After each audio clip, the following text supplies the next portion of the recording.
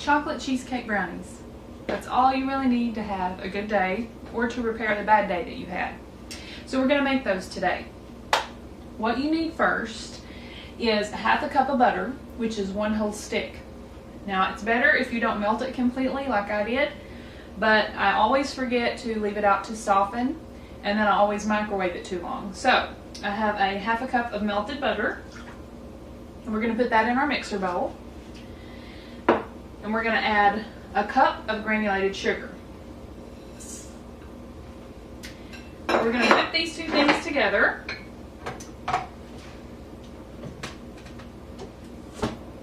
Lock that in, and we're just going to whip that up.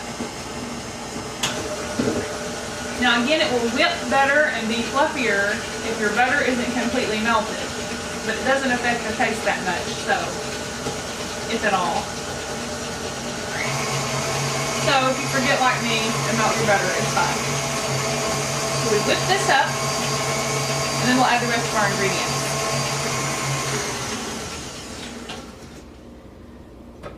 So we'll turn our mixer down. We have that whipped. And what we want to add now is 1 egg.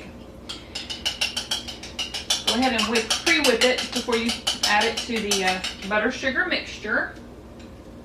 We'll dump that in.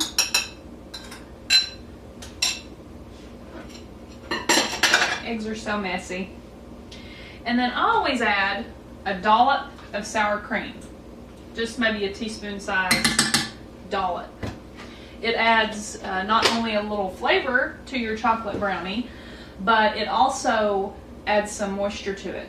And it's a binding agent as well. So we add a dollop of sour cream,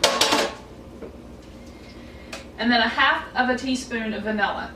Now you can measure, but I normally guesstimate. Figure if I get a little too much vanilla, it doesn't matter. It tastes good. So then we will mix that up on a low speed. And while that mixes, we will add our dry ingredients together.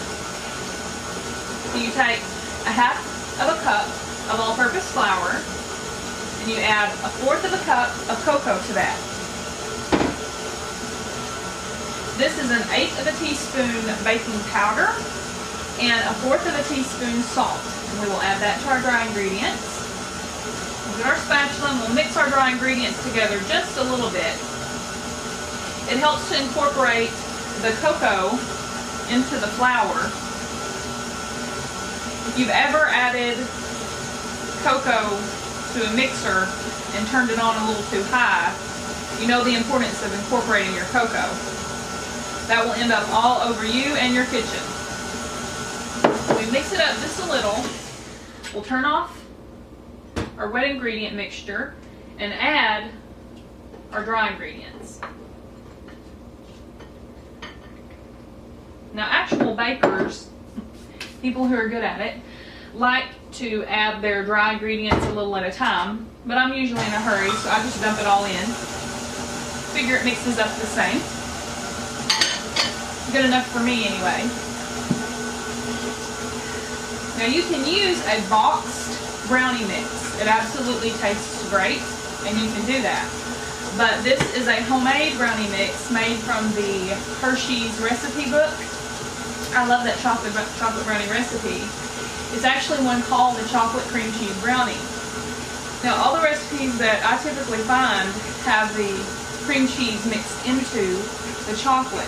But I like to swirl my cream cheese into it because I like to have a bite of a real tart cheesecake flavor along with that really sweet chocolate brownie.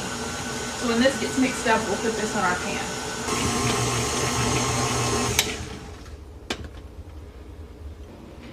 So we're going to add this to our pan now. So forgive the look of my pan. All of my dishes and all of my cookware are well used. We're going to spray some pan spray in the bottom of that, or any cooking spray that you have, and put our chocolate brownie mixture, scrape it off the sides. I like to get every bit of that chocolate in there.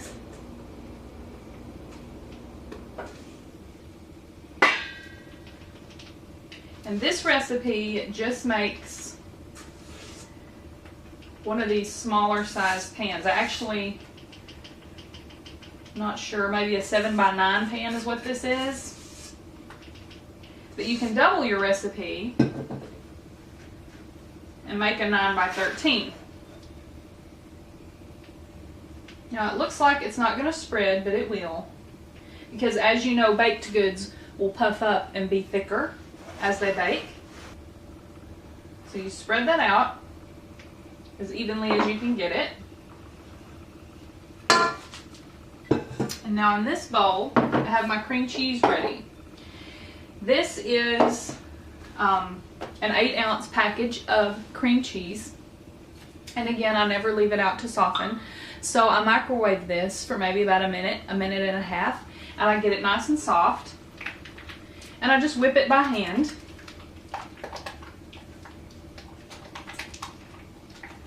And then I add about a tablespoon of lemon juice to that. Because if you've ever made an actual cheesecake, you do add lemon juice to that mixture as well.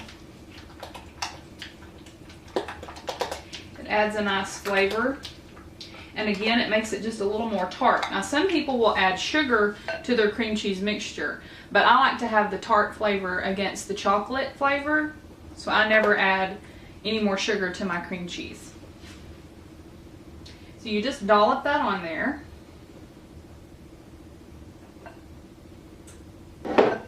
And then I'm going to use just a regular butter knife to spread the cream cheese into the chocolate. As you do this, you want to try not to touch the bottom of your pan because it will make your brownies stick. So sometimes I do, by accident of course, but it happens. You just keep spreading and incorporating it till it has a marbled appearance. So it's ready to go in our oven. You want to preheat your oven to 350 before you begin mixing up your brownies. And now we will put this in there and we will bake these for about 25 to 30 minutes at 350. Okay, our timer went off, so we're going to pull our brownies out of the oven. See how marbled they are? They smell wonderful. So I'll take my little handy dandy cutter.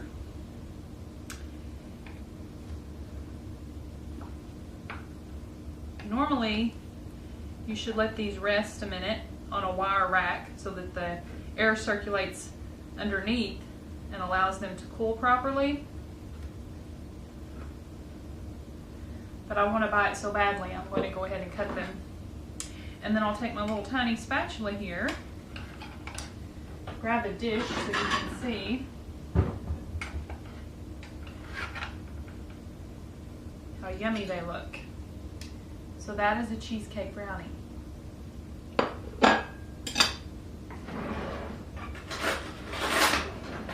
It's going to be super hot.